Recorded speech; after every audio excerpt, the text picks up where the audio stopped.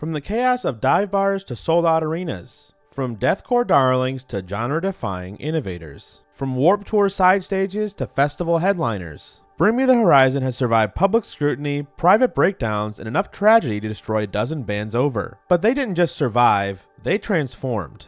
This is the raw and unfiltered story of how pain, death, and destruction shaped one of the most polarizing and resilient bands of the 21st century. This is the tragic history of Bring Me the Horizon, right here on Common Revolt. Now would be a great time to smash that subscribe button because according to my analytics, over 97% of my viewers are not yet subscribed. Just a brief content warning, this video contains some pretty heavy topics, including addiction, mental illness, death, grief, and even suicidal ideation. Viewer discretion is advised. If you or someone you know is struggling, there is help out there. I've included some links and resources in the description below. This is the tragic history of Bring Me the Horizon. Bring Me the Horizon is a rock band that formed in 2004 in Sheffield, England, a post-industrial city better known for their steel than their screams. At the time of their formation, the band's frontman, Oli Sykes, was already running a clothing line called Drop Dead and playing in smaller bands, but Bring Me the Horizon was different. The band was young, unapologetic, unfiltered, and obnoxiously brutal. Their debut album, Count Your Blessings, released in 2006, was a feral blend of deathcore that critics absolutely hated. It was called immature, unlistenable, and worst of all, poser music. In the UK metal scene, that was a death sentence.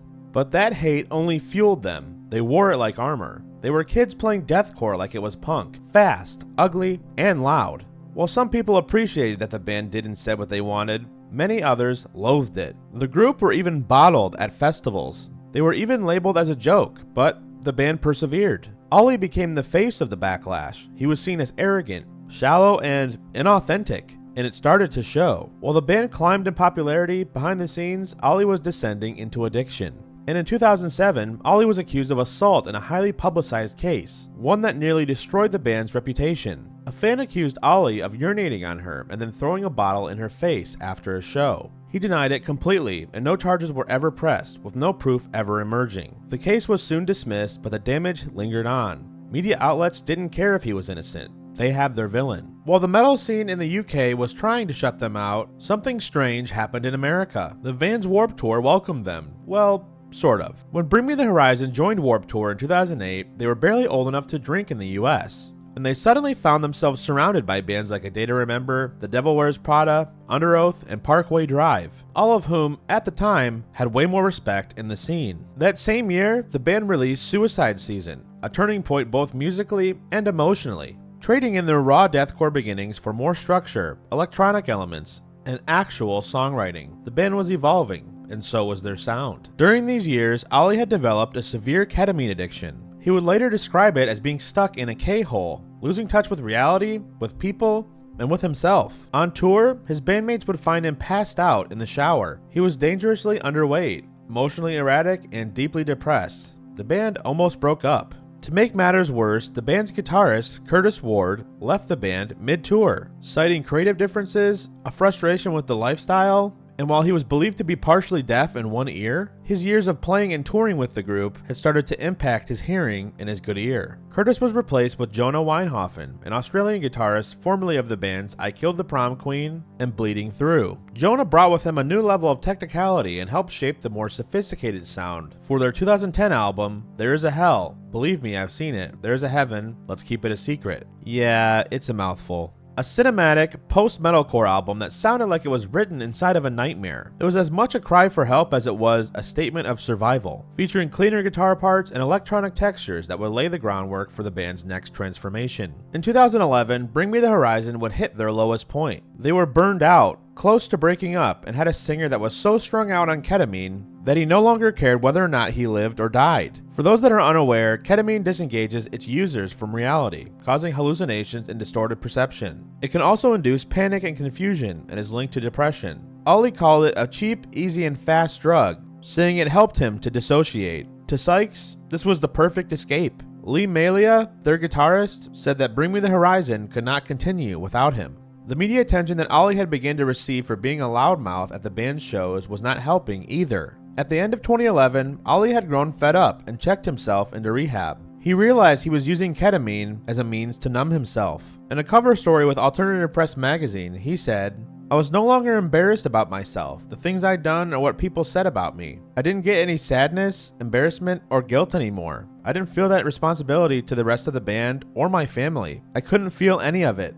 I wasn't doing it to get high, I was doing it to get numb. I didn't want to be me anymore, and it was perfect for that. The height of Oli's addiction would drive him to the edge of suicide. Rehab wasn't easy for him either, admitting he only reached the second step of the 12-step process, the step that requires to give yourself over to a higher power, saying, "Nope, I'm not having that," and then 4 months from then, he was a mess again.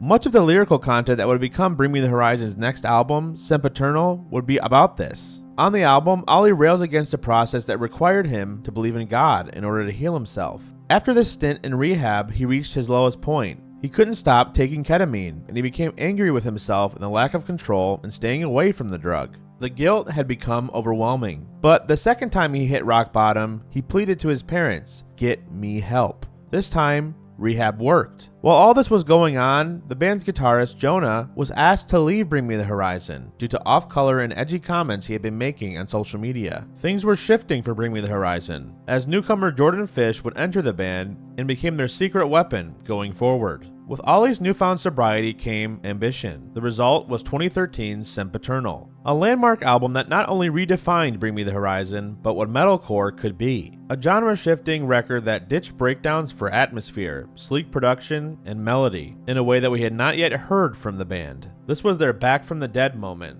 Songs like Sleepwalking and Can You Feel My Heart struck a nerve with a new generation and had massive crossover appeal. It seems that Can You Feel My Heart goes viral on TikTok every few months. This was no longer a Warped Tour band. They were becoming something much bigger. But even in their prime, tragedy lingered in the background. Critics accused them of selling out. Day one fans turned on them for singing instead of screaming. Oli's vocals were criticized as weak, even though he was pushing through years of vocal damage, trauma, and recovery. After the success of Sempiternal, the band became obsessed with writing what would become 2015's That's the Spirit. Oli Sykes and Jordan Fish would lock themselves in Sykes' house in Sheffield for 2.5 months to write the album. Sykes even notes that Jordan's presence in the band had opened up a new world for them, creatively. Lyrically, he described the album as an ironic darkness, about making light out of a dark situation that you find yourself in. Oli said that as soon as he allowed himself to think, "I hate my life, I hate who I am," he suddenly realized that it actually wasn't that bad, coming to this realization while trying to get over a lot of his problems. By the time the album dropped, Bring Me the Horizon had transcended the Warped Tour scene entirely. They had set out to breach the world of mainstream rock, and this was the album that helped them achieve that. But the personal tragedies did not stop. In 2016, Jordan's infant son suffered a brain hemorrhage at only 4 days old. While in the hospital, he decided he would focus himself on doing something positive for the ward that helped save his son's life, climbing Mount Kilimanjaro alongside Oli in an effort to raise awareness and funds for the hospital. Oli was also dealing with the collapse of his marriage. The breakup would later become the emotional foundation of their 2019 album, Amo, an album filled with bitterness, vulnerability, and the ache of disconnection. It also features a collaboration with one of Elon Musk's baby mamas, Grimes. That's a disgustingly insane sentence. Oli describes Amo as a concept album about love in all of its forms, stating, "Everything boils down to love in the end."